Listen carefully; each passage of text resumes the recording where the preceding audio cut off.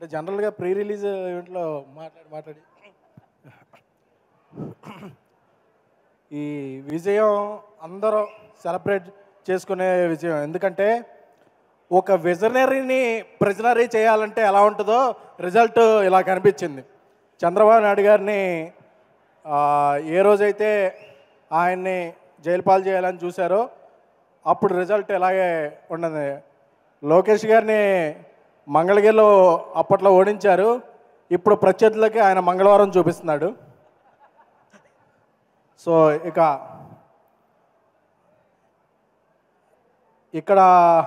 ఒక ప్రాంతీయ పార్టీని అక్కడ జాతీయ పార్టీని కలిపి మా జనసేనాని పడ్డ కష్టం ఎంతో అందరికీ తెలుసు. ఈ సందర్భంగా ఒకటి చెప్పాలి. చెప్పచ్చా? చెప్పండి సార్. అన్నయ్య పెట్టాడు దండం, తమ్ముడు పెట్టాడు పెండం. నమస్కారానికి ప్రతి నమస్కారం అనేది సంస్కారం. ఆ సంస్కారం చేతకాని వాళ్ళకే ప్రజలు ఇస్తారు ఇలాంటి తిరస్కారం. తెలుగు చలనచిత్ర పరిశ్రమలో సింహాసనం మీద కూర్చున్న అర్హత మా అన్నయ్య ఇంద్రసేనుడిది.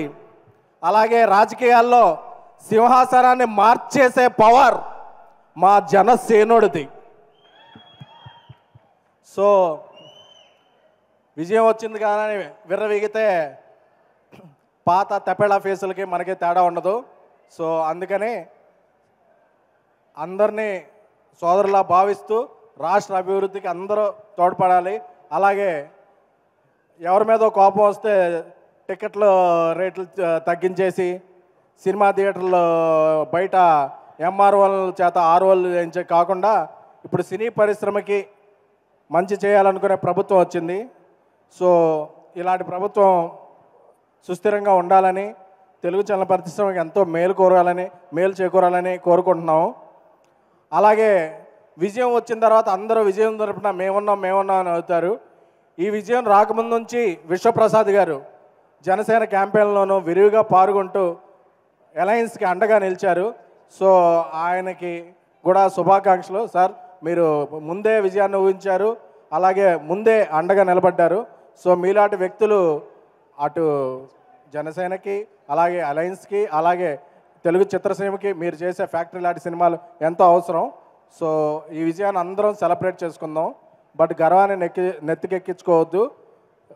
ఎందుకంటే ఇంకా చేయాల్సింది చాలా ఉంది. జై జనసేన, జై అలయన్స్. Thank you sir.